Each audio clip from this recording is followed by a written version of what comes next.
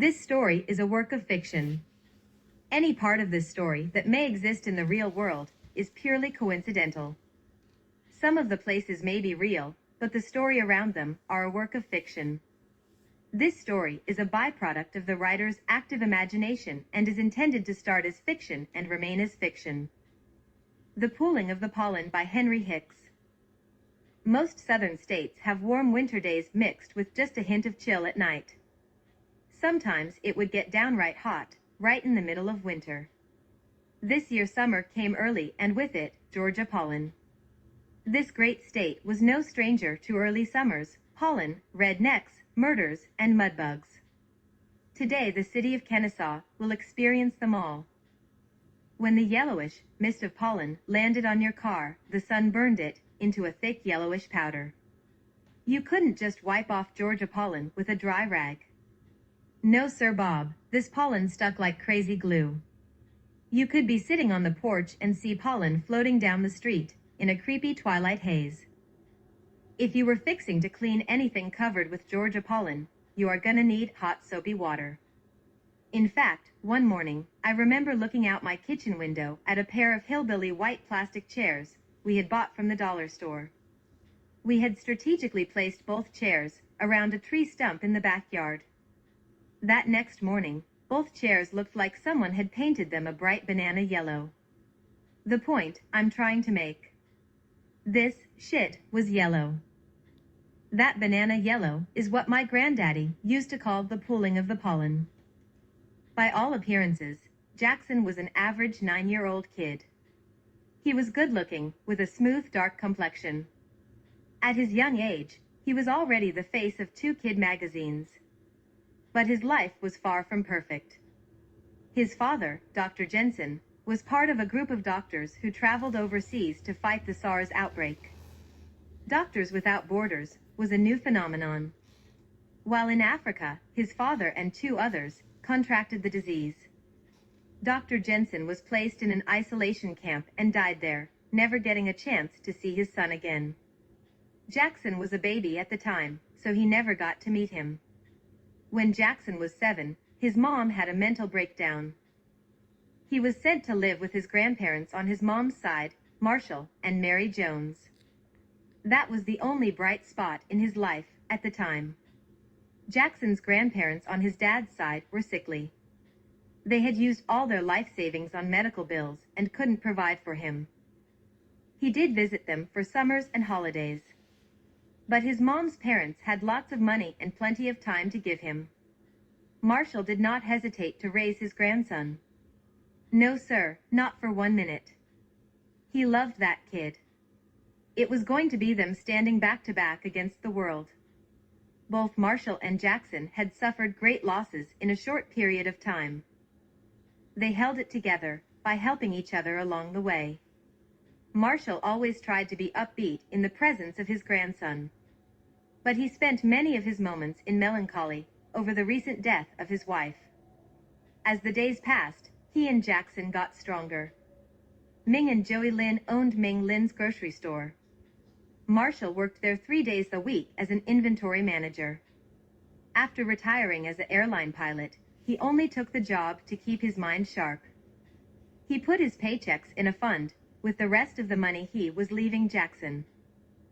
This Saturday was inventory and he had promised Mrs. Lin that he would come in on the weekend, just this one time. To beat the rising sun and heat, he would get up before daybreak to wash his truck. He had to wash the truck more than Saturdays now, on account of the pollen. Tiffany, his neighbor's teenage daughter, agreed to stay with Jackson until Marshall returned home later that night. He was leaving her the use of his truck to take Jackson to the movies. That Saturday morning, when Marshall walked out of the garage with a bucket of soapy hot water, Jackson was standing near the truck taking photos. "What's up, Jackson?" "Granddad, look. On the hood of your truck, it looks like the constellation Camelopardalis." Camelopardalis was known as the giraffe because of its shape. "I want to take some pictures." Marshall smiled in agreement, then put his bucket of water on the side of the truck. "Okay, listen up, Jackson. Tiffany is coming over to stay with you tonight until I get home from the store. she is going to take you out to a movie and maybe to get a bite to eat, only if it's not too late. So please take all of your photos now, and go get ready for the day. Please and thank you.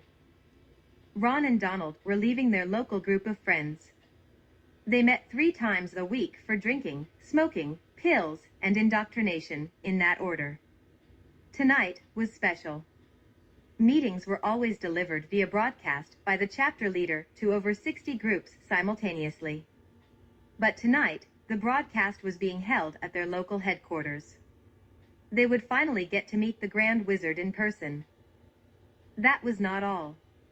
Ron and Donald received their Knights of the Brotherhood arm patches, tattoos, and hoods. A lot of people didn't get it. You had to be more than white to be in the Brotherhood. You had to believe in the movement. Ron and Donald came into the fold together. They were not friends, but they met at the first meeting. Ron had a different childhood than Donald. Ron's dad had been eaten by a gator when he was in the 10th grade. It happened under suspicious circumstances. His family was too impecunious to move when the neighborhood turned Mexican. That neighborhood taught him how to fight to survive.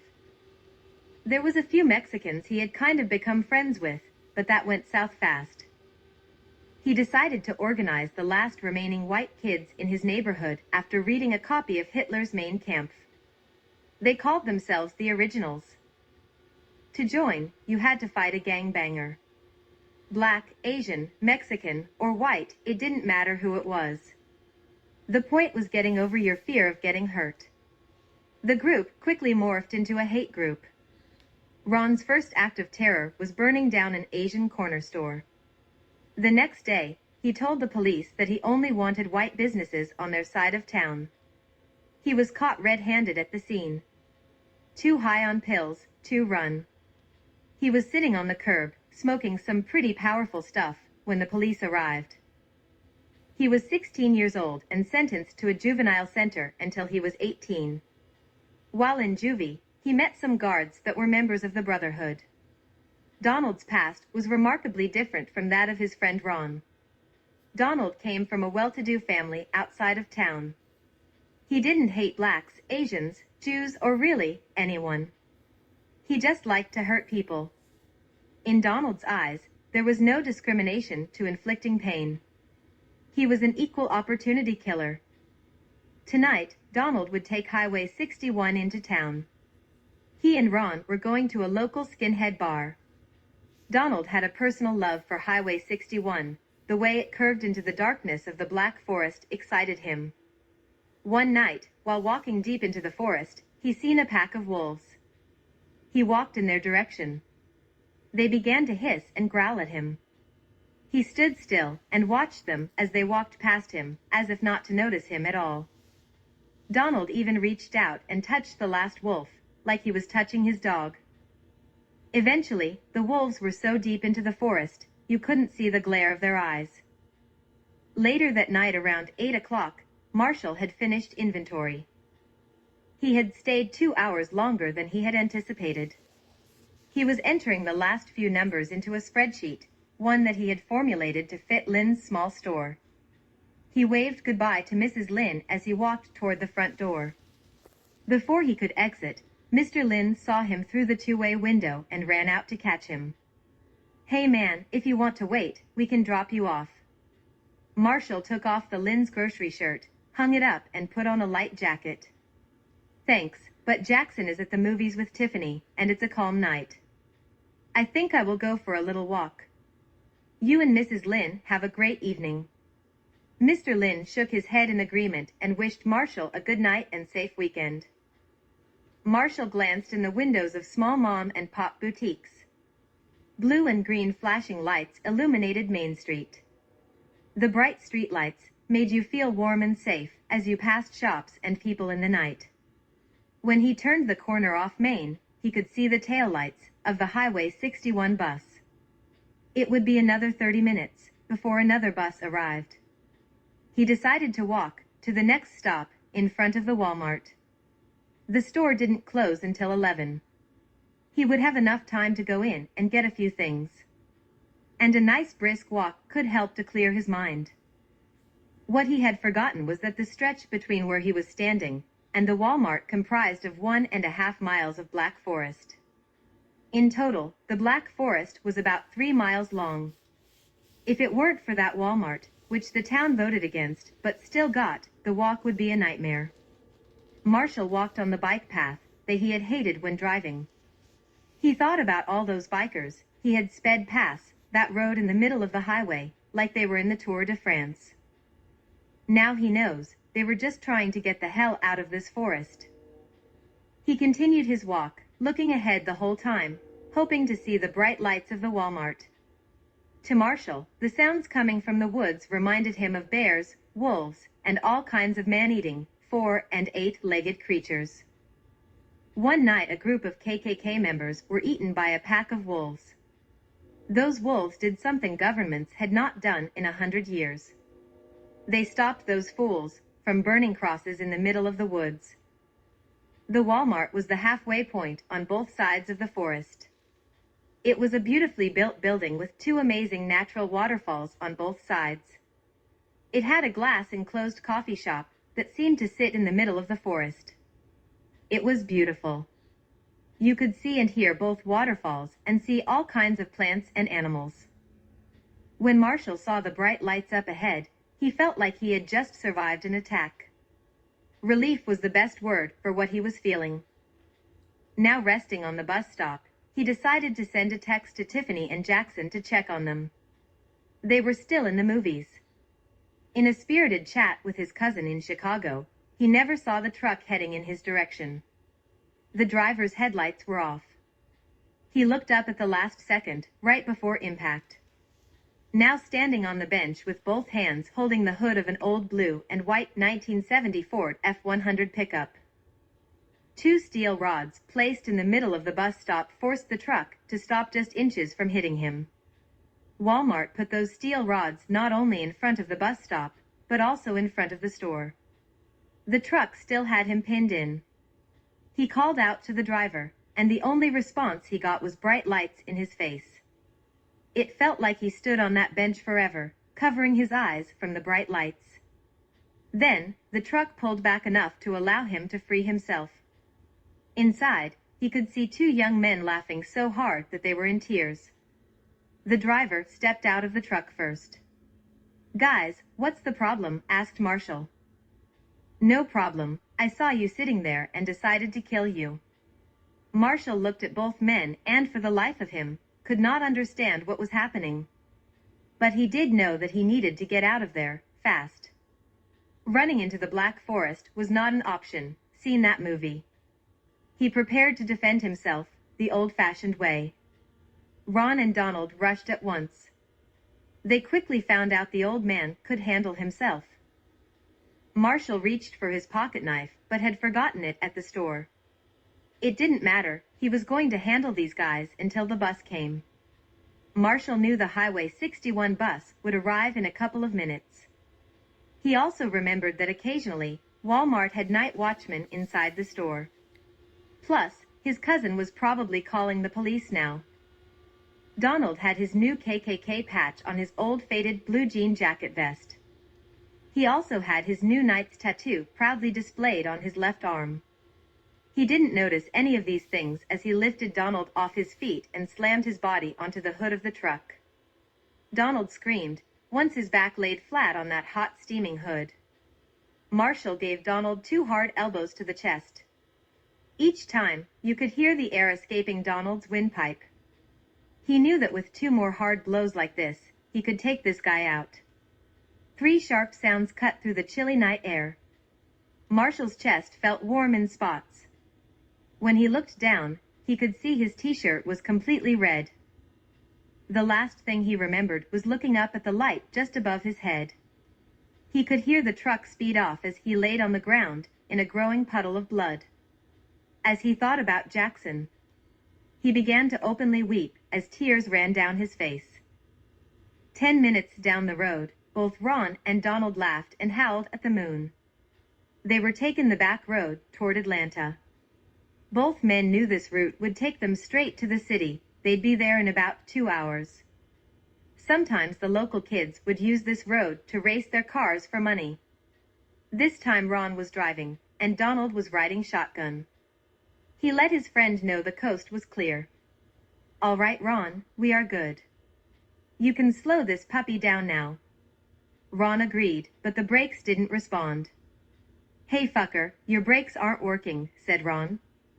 "The hell they're not," Donald shouted back. Just then, both men heard a knock on the passenger window. Ron looked at Donald and saw a white man walking alongside the car, a car that was moving 70 miles an hour. This guy looked like a leftover from the 60s. He wore a striped headscarf, Grateful Dead t-shirt, had a pointy mustache and a full beard. He had a large diamond in his left ear. He was smoking a joint. Donald turned his head to the right and almost shit on himself. The truck was moving at about 70, but this guy was walking in lockstep with them. The stranger pointed at the button on the car door and motioned for Ron to roll down the window. Ron looked at Donald and back at the man. The truck was picking up speed and was now traveling about 80 miles an hour. But the man was still calmly walking alongside. Neither of the men rolled down the window. So the stranger signaled that he would do it for them. He touched the top of the glass with his index finger and pushed the window down. "Hey guys, this is a great night. I've had my eyes on you two for a few years now. The reason you are unable to talk is that I have taken your voices away. You learn more by listening, don't you agree? Now, I know what you two are feeling. Donald, what you're feeling is something you have not felt in years, it's fear. Ron, you're feeling the same thing, but we both know you've lived in fear your whole life. You boys may have noticed that you're doing about 110 miles an hour now. I know. I'm surprised this old girl has that kind of get up and go too. Wait a minute, let me turn down my music. I love that rap shit." The stranger pulled a small cell phone from his pocket and lowered the volume. "You know I came up with gangster rap.